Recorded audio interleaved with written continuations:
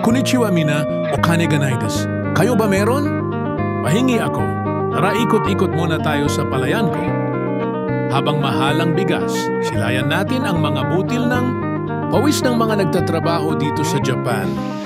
For today's video ay dito tayo sa mga gubat. Yan, tabing gubat mga may mga palayan. Yung iba dito, mukhang masaya lang sila tingnan. Swerte pa namin dahil mabait ang amo namin. Pahalagahan niyo sila. Hindi pwede dito ang mahinang nilalanghaha. Lalo na yung mabibigat ang trabaho. Hindi lang dito sa Japan, pati sa ibang bansa din. Be positive lang kayo. Kahit Nihongo wakarimasen tulad ko, matatawa ka na lang sa sarili mo sa trabaho.